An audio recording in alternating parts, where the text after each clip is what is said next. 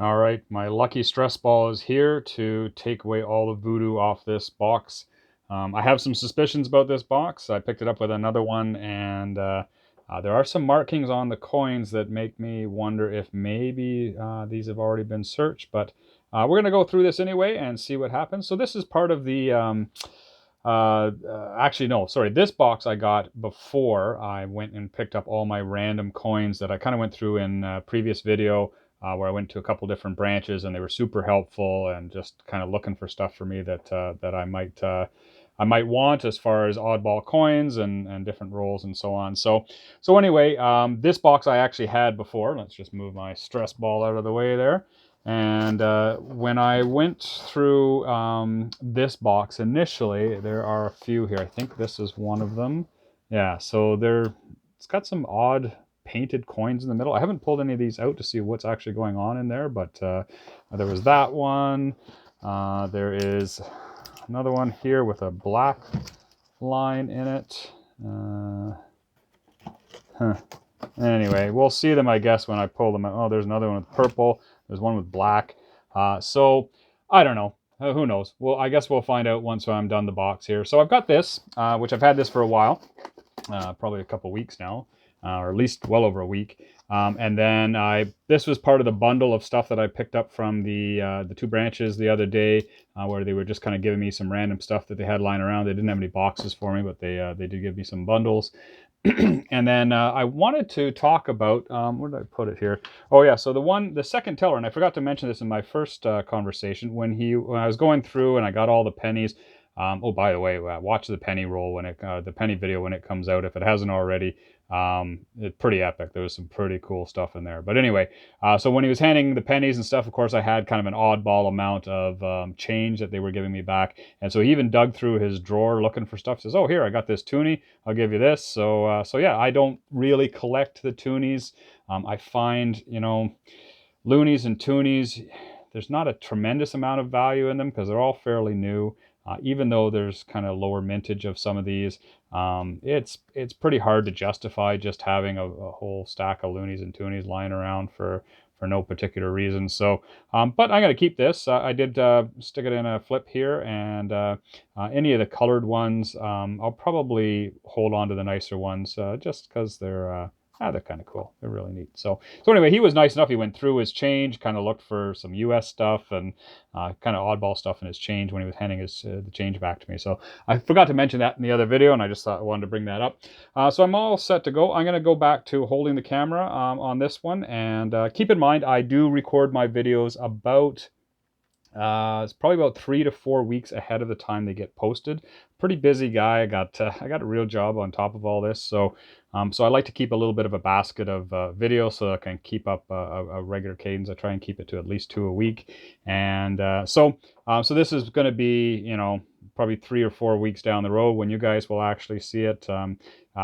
But I am looking for some feedback as to whether you prefer this, whether you want me to kind of have the overhead stationary camera, what kind of works best, or what you guys find most enjoyable, or maybe I'll go back and forth between the two different options. Did get some new lighting here as well, so picked up some new lights here to kind of keep the area lit up and keep the shadows to a minimum. So I'm hoping this all works out, and let's crack into it here and see what we find. I'll bring you back on the first find. All right, this is roll 4. All right, so here we are. So let's see what we've got going on here. Yeah, so the whole coin is painted black.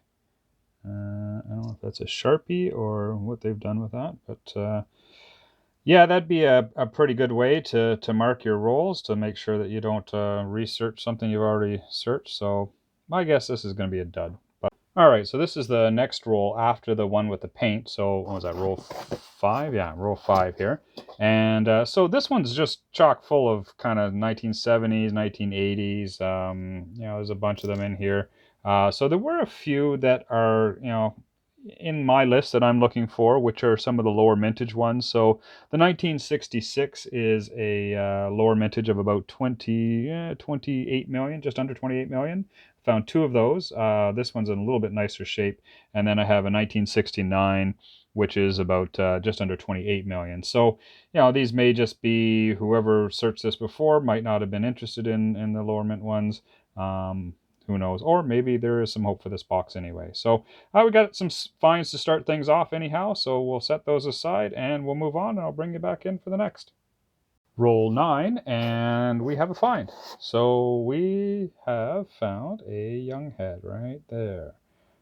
So let's dig into this and see what we've got. And I've noticed as we look through, there looks to be quite a few older coins in here. So so maybe I'm wrong. Maybe we've got some opportunity here that I was not expecting. So maybe I have to use my other hand so I don't put this out of focus. So 1961, 12-sided coin there. So that's awesome. And circulation damage for 1961 is about average. So I think there's about 48, 49 million, something like that, of these that were minted. So so keep that. Don't find too many of the 12-sided coins anymore, so they're generally worth keeping. There's a few that are a little bit higher mintage, so I don't generally hang on to them all, but let's just see what else we got here. 1974, that's in kind of decent shape, actually. I'm just going to set it aside. It might upgrade my book. There's a 1973 right behind it that's also in decent shape, so we'll just set that one aside. You guys maybe don't care about that, but might work out for me. Just get my book up into a little bit better shape. It's 79. It's got some gloss on it as well. Yeah, sure, why not? Well, set it aside. I can always look at it later and throw it back in if it doesn't fit. What's that? 1973. Just had one of those I pulled out.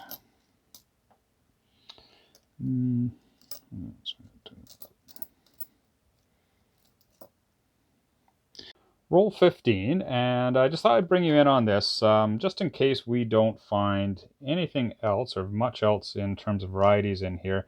I thought I would talk about this 1980 coin. So the 1980 nickel, if you go to the Coins in Canada website, it's going to talk about a double die version of this coin. And there are actually a lot of double die variants that are listed on that website that I don't think are actually double die variants.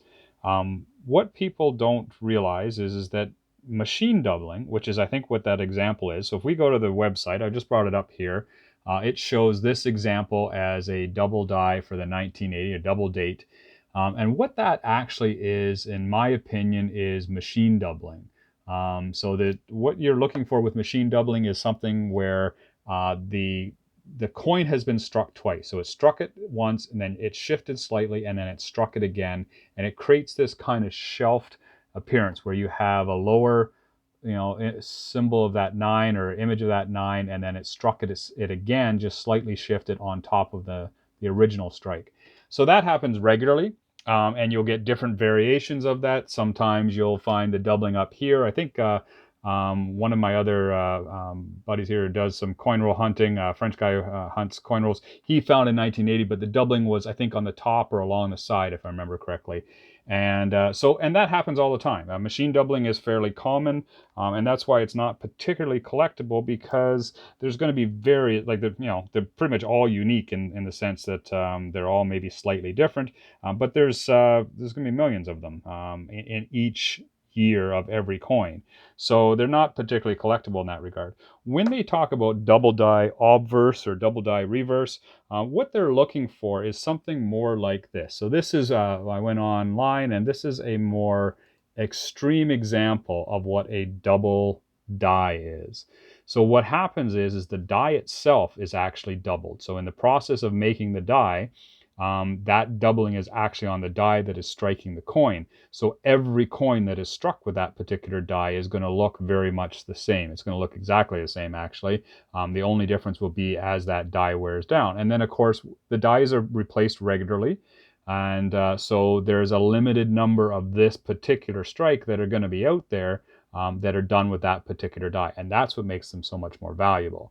And what you can see on this is how that doubling looks, right?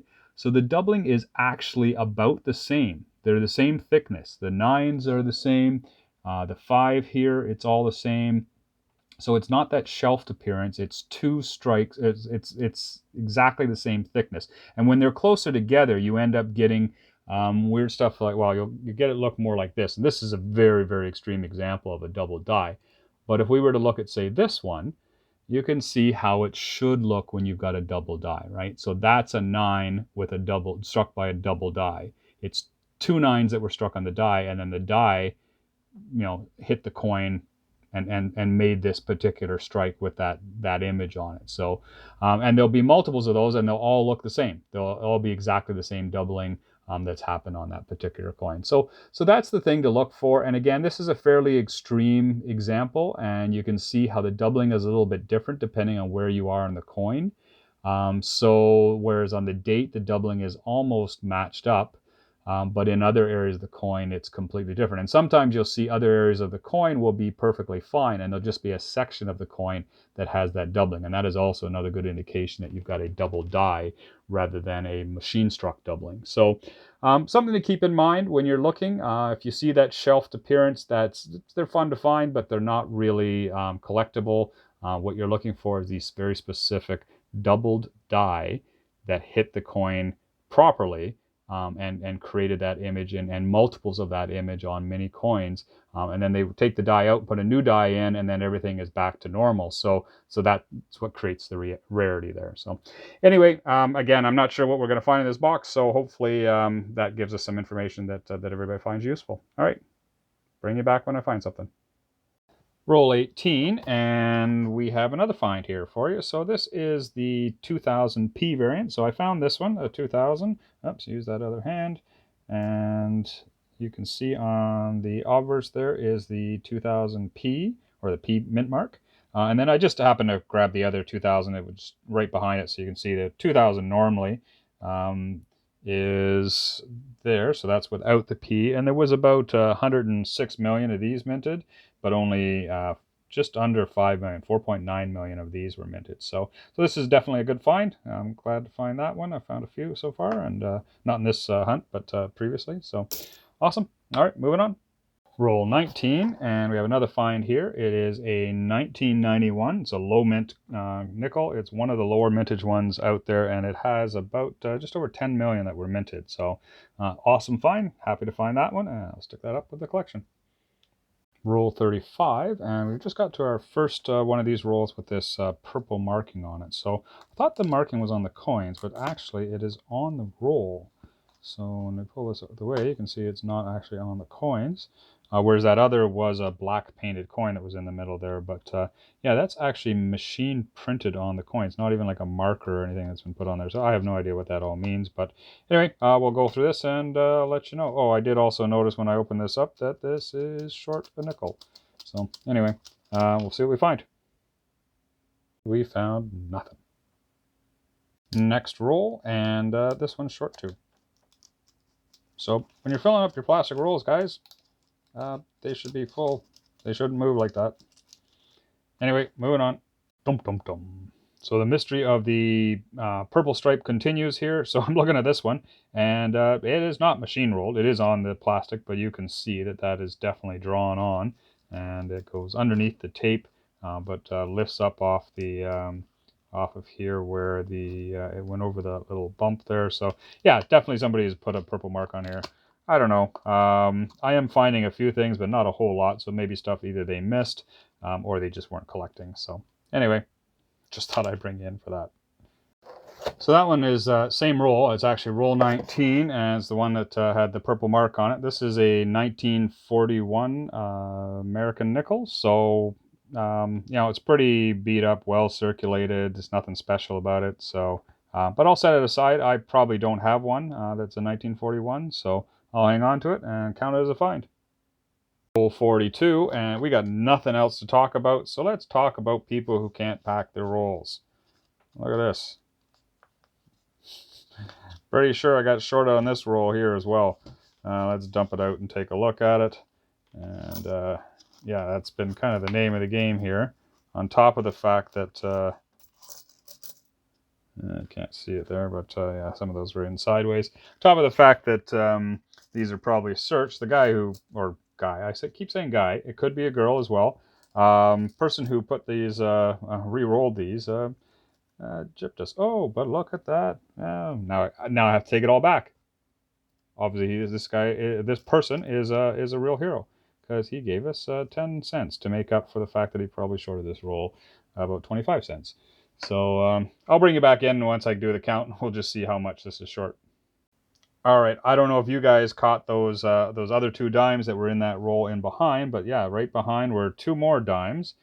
So I don't know if he did this on purpose. Sorry, they did this on purpose, or whatever. But anyway, so the roll is actually 20 cents short, and but we got 3 dimes. So technically, we're up 10 cents. So thank you very much for whoever did that. Makes up for the other 2 rolls that you shorted me on. So, all right, moving on. Roll 45, and we have another young head. It's a 1963. Nothing too special, just it's about 40, what are they, 43 million, 44 million that were minted. So I'll take it, add it to the collection, bring it back for the next. Roll 48, I have 2 more finds here for you. So we've got the 1964 and the 1963 young heads. The 64 does not have the extra water line that we're looking for. So for those that are wondering, we're looking for, it is a mark that comes out from the island there, or the rock that the beaver's sitting on, and it makes contact with the initials, the KJ there, or KG. So it's not there. So that one has a little bit higher mintage, but the 63 is down around, I think it's, what is that, 43, almost 44 million. So I'll keep that one and stick that up here with the rest, and we'll bring you back. We got 2 more in the box, and then I'm going to do the extra rolls as well. So last roll of the box, and we have another 2000 no P. So there's no P on the back there, and that is a, or sorry, 2001, pardon me, 2001 no P. So yeah, that's another find, and I don't think, did I have one of those? No, I don't have one of those yet, so that's good. I'll stick that up with the rest here. And we'll on to the other rolls, probably. Just a couple more in the end of this. Take a quick look while we're here. Oh, there's a 1996. Actually, I think that's the first 96 I've seen. And doesn't look like it's anything special. That's probably a near 6, which it is. All right, that's odd that that's the first one I've run into. Roll 51, so this is the first roll out of that extra bundle that I've got here, and I don't know if you can see it. I can't even see it now. Where did it go? There it is. So right there is the 12-sided that I see, so let's just pull that out and see what we find here. Another young head, 1962. All right, well circulated, but another find. So we'll stick that up with the rest, and I will bring you in if I find anything else in here. All right, we got 2 more here. So this is, what we got left there? 4, 5, 6 of them left. So we're roll 54, and got a 1971. So the 1971 has a mintage of about 27 million. So I'll pull that one aside as a low mintage coin. And then also have a 2001 no P again. So these ones, I believe, these ones are about 30 million or so. Yeah, 30 million or so that were minted of the no P. So, all right, and that came up there with that one. All right, so the 55th roll, we actually had a bunch of finds in this one. So I got a bunch of the low mintage ones, the 1997, the 1969, and the 1966 are all around 27 million or so that were minted of those. 66 is also coincidentally the first year of the more common head that people are familiar with, second Queen Elizabeth effigy that came out, and so that was the first year for that one. And then right before that is the 1964, so that is the new head, and it is it's got the extra water line variety to it, which this one does not have. So but keep that, it's a little bit lower mintage as well. And then for US, second last roll here, and we have a bunch more finds. So we got 2 1971s in this roll. One's a little bit nicer than the other, this one here, And those are about 27 million as well that were minted, so lower mintage. We'll hang on to those. And then we got two 2000Ps. So one's got a little bit of damage, or not damage, dirt on it. But these are both 2000s. And as you can see here, as I flip them over, both in reasonable shape. And yeah, so I'll keep them both. Final wrap up here. So we are done all 60 rolls, and complete box empty, and plus the extra 10 rolls I had picked up on another day. So this is what we've got. So not too bad. We've got the 1941 US nickel. It's not worth a whole heck of a lot, especially in the condition that it's in, but it's a 1941, so I'm going to hang on to that. Probably don't have that in my collection of US nickels. We got a few young heads here, so the 61, the 62, two 63s, and a 64. We got three 66s, so these are all low mint nickels, and they're all around 27 million that are minted of each of these. So the 66s, the 269s, the 371s, the 1991, that one's actually an even lower mintage. That's just under 11 million minted, so that's a pretty good find for this hunt. And then a 1997, which is back to about 27 million of those that were minted. And then, of course, the 2000 Ps and the 2001 no P.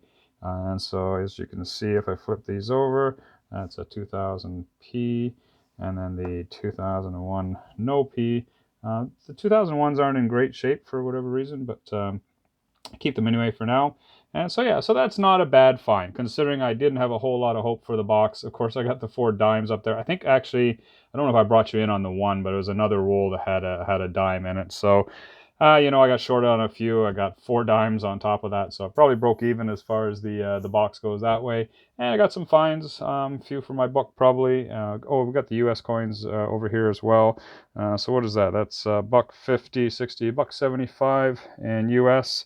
And again, there was really nothing worth getting too excited over with the U.S. coins, but you can kind of see them all here. All right, thanks guys. Thanks for coming in, and hopefully you enjoyed the video. Please like and subscribe if you did, and I am trying to continue to improve my content. Hopefully the lighting is better, the camera's better.